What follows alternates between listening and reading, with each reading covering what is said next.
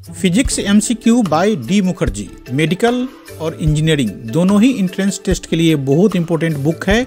इसके सारे ही question important है।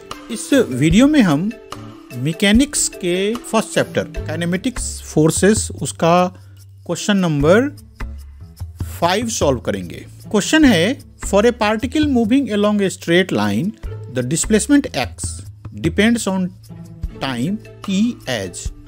अब एक इक्वेशन दे रखा है, x is equal to alpha T cube plus beta T square plus gamma T plus delta. The ratio of its initial acceleration to its initial velocity depends. Options है only alpha and beta, B में है only on beta and gamma, C में है only on alpha and gamma और D में है only on alpha. तो पहले x का जो इक्वेशन है वो हम लिखते हैं। हमें पता है कि x है डिस्प्लेसमेंट। वैसे भी ये मोशन चैप्टर में डिस्प्लेसमेंट को हम x से लिखते हैं या s से लिखते हैं, s लेटर। तो यहाँ पे इक्वेशन लिख दिया। हमें इस इक्वेशन से वेलोसिटी पता करना है, उसमें भी इनिशियल वेलोसिटी और एक्सेलरेशन पता करना है और उसको इनिशियल एक्सेलरेशन फाइंड करेंगे। तो डिस्प्लेसमेंट का इक्वेशन से वेलोसिटी कैसे पता करेंगे? तो इसको डिफरेंशिएट करना है तो लिखेंगे dx बाई dt और d बाई dt करके ऊपर में जो x की वैल्यू है वो हमने लिख दिया। ये dx बाई dt मतलब d बाई dt और ये जो बड़ा सा इक्वेशन है वो x की वैल्यू है, मतलब x जो लिखा था उसको हमने इसे चेंज कर दिया। अब डिफरेंशिएशन का रूल लगाए, यदि प्लस या माइनस रहता है तो सभी पार्ट में अलग अलग d बाई dt करते हैं।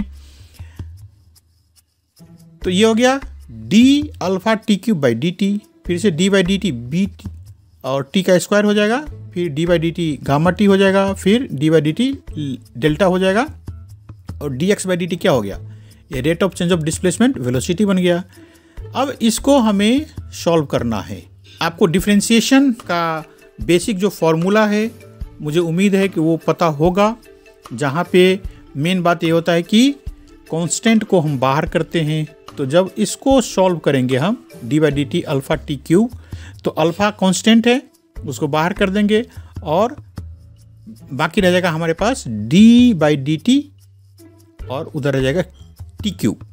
उसी तरह से यहाँ पे कांस्टेंट बीटा है उसको हम बाहर कर दिए तो ये रहेगा d by D T T square, फिर गामा को बाहर कर दिए तो d बाई डी टी और ये डेल्टा कांस्टेंट है तो वो हो गया 0। कांस्टेंट का डिफरेंशिएशन 0 होता है। अब ये जो d by D T T की पावर q है उसको हम फॉर्मूला लगाएं तो क्या हो जाएगा? ये 3t स्क्वायर। यहाँ पे डिफरेंशिएशन का बेसिक फार्मूला आपको सीख के रखना जरूरी है। यदि आपको पता नहीं है तो मेरे 11th क्लास के मैथ वाले वीडियो से ज़रूर देख लो, 2-3 मिनट लगेगा आपको ये समझने में और वहाँ से आप ये समझ सकते हो कि d बाई डी टी जो टी क्यूब था वो 3t स्क्वायर में कैसे चेंज हो गया। और यहाँ पे बीटा को बाहर कर दिया, ये d by D T T square है तो 2t हो गया और ये गामा यहाँ पे है और dt बाई डी टी ये 1 बन गया। ये तो सिंपल सा, आप ऐसे भी समझ सकते हो कि dt by D T cut गया तो भी 1 बन गया। लेकिन यहाँ पे आपको डिफरेंशिएशन का फॉर्मूला लगा करके हमने ये सॉल्व कर रखा है। अब इसको एक बार ठीक से रीअरेंज कर दे तो ये हो गया 3 alpha T square plus 2 beta T plus gamma. तो ये तो हो गया हमारा वेलोसिटी। अब एक्सेलरेशन पता करें तो एक्सेलरेशन होता है d by D t v मतलब rate of change of velocity. तो एक्सेलरेशन लिखना शुरू करें d by D t v मतलब dv बाई डी टी को हम एक्सेलरेशन बोलते हैं। तो v की वैल्यू क्या है? ये है 3 alpha T square plus 2 beta T plus gamma. जैसे वहाँ से डिस्प्लेसमेंट का इक्वेशन दिया था, हमने डिफरेंशिएशन करके वेलोसिटी पता कर दिया। अब एक्सेलरेशन पता करना है तो वेलोसिटी को डिफरेंशिएशन करेंगे तो ये हो जाएगा d बाई डी टी और वेलोसिटी की जो वैल्यू आया है इधर से इक्वेशन के टर्म में वो सारा लिख दिया। अब यहाँ पे प्लस तक जहाँ जहाँ प्लस है वहाँ से इसको सेपरेट करेंगे और हर एक पार्ट में हम d बाई डी टी लगाएंगे। तो इस तरह से d by D T 3 alpha T square हो गया, ये d by D T 2 beta T हो गया और d by D T gamma हो गया। अब देखो जैसे ये कांस्टेंट है तो इसका डिफरेंशिएशन कितना आएगा? 0। तो जो कांस्टेंट क्वांटिटी है देखो ये अकेला कांस्टेंट है इसलिए इसका 0 होगा, लेकिन जब t के टर्म्स के साथ जो कांस्टेंट है वो बाहर आ जाएगा। तो 3 अल्फा बाहर निकल गया और ब्रैकेट के अंदर रह गया टी स्क्वायर, तो ये D by D T T square हो गया। यहाँ से 2 बीटा कांस्टेंट होने के कारण से बाहर निकल गया, D T by D T हो गया, और ये अकेला ही कांस्टेंट है इसलिए 0 हो गया, इसके साथ टी नहीं है। तो जो अकेला कांस्टेंट रहता है उसका डिफ्रेंसिएशन 0। अब यहाँ से D by D T T square आपको फॉर्मूला लगा करके, मतलब फॉर्मूला तो बड़ा सा है, मैं उसको यहाँ पे चर्चा नहीं करना चाहता हूँ। मैं ये उम्मीद करता हूँ कि आपको डिफ्रेंसिएशन करना आता होगा, और यदि नहीं आता है तो मैं फिर से बोल रहा हूँ, आप क्लास 11th के मैथ्स वाले मेरे वीडियो में देख लो, इसी चैनल पे आपको ये मिलेगा। तो जैसे यहाँ पे D by D T T square का 2t कर दिया था हमने डिफ्रेंसिएशन, इस तरह से इसका भी 2t हो जाएगा। तो अगले लाइन में लिखे 3 अल्फा ब्रैकेट के अंदर 2t और ये 2 बीटा और D T by D T 1 हो जाता है। यहाँ पे भी D T by D t को हमने 1 किया था। रीअरेंज करने के बाद हमें मिला ये 3 अल्फा इंटू 2, तो 6 अल्फा और t है लास्ट में, फिर है 2 बीटा इंटू 1, तो 2 बीटा। तो इस तरह से वेलोसिटी और एक्सेलरेशन हमें पता चला। लेकिन क्वेश्चन में तो दिया है इनिशियल, तो इनिशियल देने का क्या मतलब है? इनिशियल का मतलब होता है स्टार्टिंग का, शुरू का। तो हम जब t की वैल्यू 0 रखेंगे तो वो इनिशियल का हो जाएगा, क्योंकि t 0 रखने का मतलब है कि वहाँ से टाइमिंग का कैलकुलेशन शुरू हुआ, टाइम काउंट करना शुरू किया हमने। तो यहाँ पे भी t 0 रखेंगे तो इनिशियल वेलोसिटी बनेगा, और यहाँ पे जब t को 0 रख देंगे तो इनिशियल एक्सेलरेशन बनेगा।